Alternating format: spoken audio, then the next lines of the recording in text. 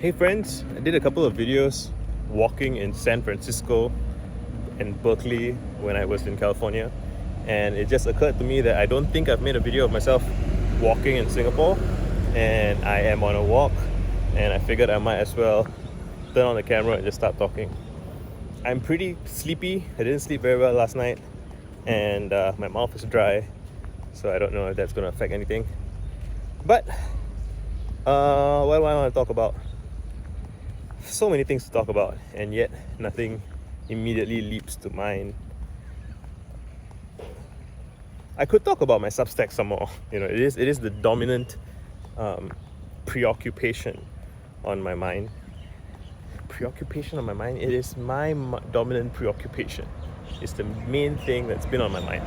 Anyway, I have so many essay ideas, but ideas are cheap, right? Like having a starting phrase or something. Having a starting phrase or something it's something, but it's not enough. You need something that drives you through with the idea, something that carries you through the expedition, right? I think every essay is a kind of expedition as you figure out what you care about and what you want to say and what's important. And I think the main challenge for me has been, it's not that I don't have things to say. It's almost I have too many things to say and I can't seem to choose. And I guess saying that out loud, I'm like, bro, just pick something. It doesn't matter. Just get it out of your system.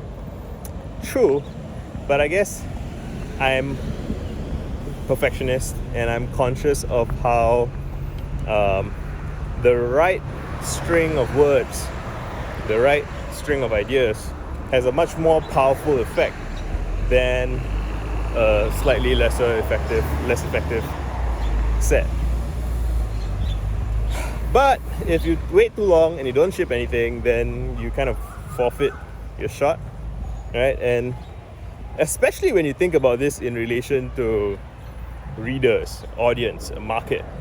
And even those phrases I don't really like because it has this very extraction sort of mindset, or this very, the whole idea of an audience-author relationship, I'm not sure I like the dominant framing. In fact, I'm pretty sure I probably don't, which is usually the case with most things, because most dominant frames are designed, or they exist because they served most people, and that leads to very predictable defaults.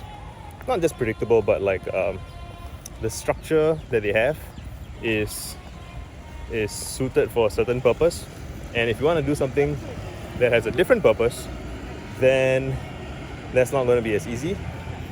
So the default structure almost handicaps you in some ways, because it doesn't let you think past the frame, right? Or you have to work very hard to think past the frame. And I guess what I'm doing is I'm trying to work hard to think past frames. That's in fact, you could say that I would be okay with that being perhaps the dominant description of what I'm trying to do. And a tagline that I really enjoyed was, that I still probably will use, is let's surf all the channels at once, or in this house we surf all the channels at once. And part of that is a throwback to my childhood experiences of channel surfing on television, but also opening a lot of tabs, and also living a kind of syncretic life, a lot of code switching, a lot of, as I was speaking earlier, I realized that the way I pronounce my T's there's like variability in it now. When I used to speak to just a Singaporean audience, how y'all doing? What's going on? What's up? Hey, aye. And there's that part of my voice that's a bit different. And then when I speak to an international audience, I think I subconsciously enunciate more. The T, I think, is the most divisive. There's a rhotic T, right? So when you say butter, I tend to say butter, water. This is and it's a very comforting Singaporean way of saying it. But when I Twitter, right, and yet when I was talking to people those are the words that they would slip up on because they don't know what I'm saying. I have to say Twitter, water, butter, and then they get it. And so it's like those I don't enjoy using those phrases because it doesn't feel natural to me.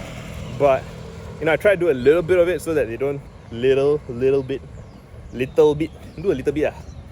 That's how I talk with my wife. But it is what it is. And yeah, I'm figuring it out as I go, and we'll see how that plays out. But anyway, back to the essays. I'm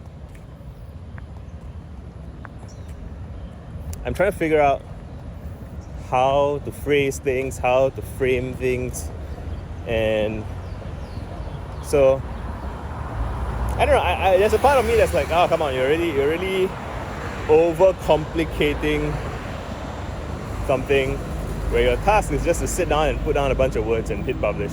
And I did that for years. I have this thing called my 1,000-word vomits, which I've spoken about before. You can look it up. There's 800,000 words of my writing. If you just want to read my writing with no particular editing or direction or forethought, like there's basically an infinite supply of that. There's more of that than anyone's ever going to read.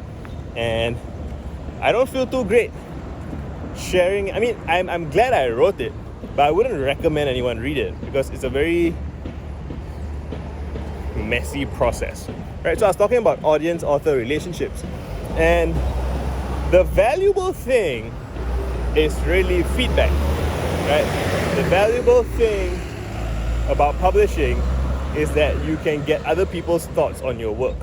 So there's that like kind of product market cycle, and people thought, oh, I need to get the product market fit, and they think about it as I need to spend more time tinkering with the product, and some of that is true, but really you want to get some prototype of the product in the room with some proto customers who have the problem that you're trying to solve, and you want to get feedback from them, and you want to, and it's not just, but you want to be careful not to be like in a room where it's your friends trying to say things that make you feel good.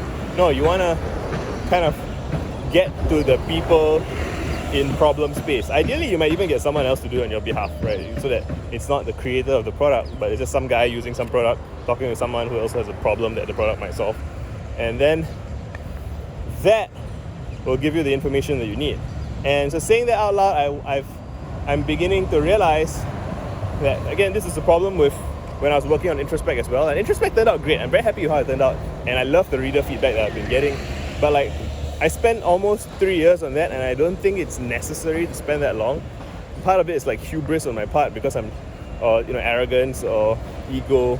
I don't want to embarrass myself by showing shitty, imperfect work. Although I did share with some people. So it's probably mainly just a lack of procedural and project management skills. So I need to show more drafts to more people, I think is the insight that I'm looking for, right? I just need to sketch out some stuff and show it to people and see what people say, and that should make it much easier for me to flesh out my essays. I hope that works. And maybe I just need to make more YouTube videos even, right, about whatever's on my mind. So yeah, I'll probably do that. Anyway, hope you guys are well. Take care. Goodbye. Done.